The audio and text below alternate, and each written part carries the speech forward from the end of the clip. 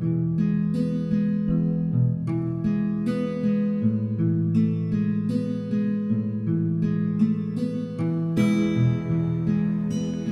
1 billion people on Earth have no access to clean water. Millions die every year from waterborne diseases.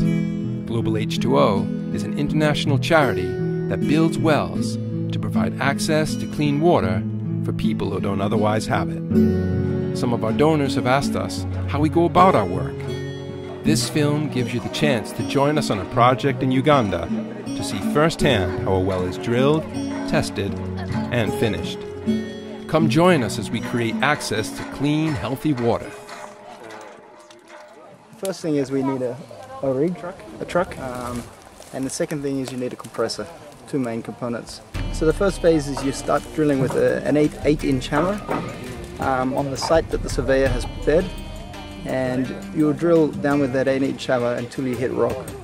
And once you hit rock, you'll drill maybe 1 or 2 meters into that rock to make a flange, and then you'll change over to a 6-inch hammer. It's a method called air rotary. The rig is a hydraulic rig, and it has a head on the top of the mast, and it rotates. And the air is then pumped into the rods, and on the bottom of the rods is a high pressure hammer, and basically the air makes the hammer bounce up and down, and with the motion of the heads spinning and the teeth on the end of the hammer, it starts digging into the ground. The dirt escapes the hole from the high pressure compressor that we use.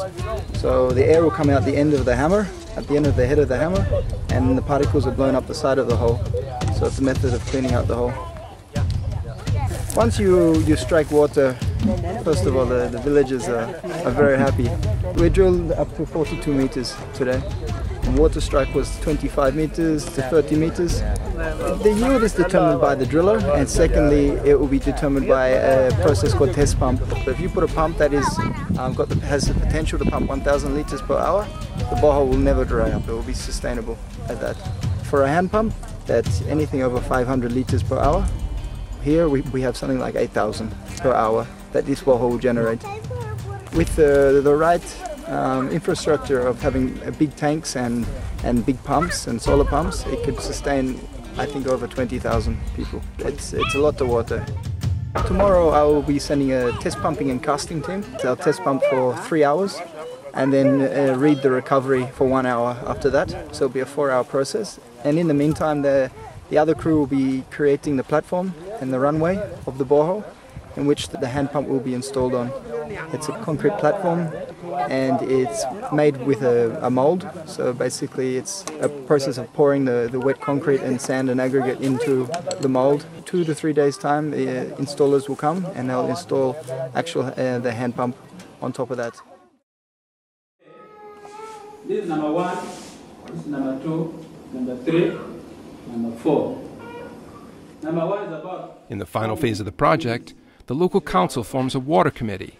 9 committee members, of which 2/3 must be women, undergo 3 days of training in which they learn about well management, including how to calculate and manage a budget and to handle routine maintenance and repairs. Ultimately, responsibility for each new Global H2O well lies with the local water committee.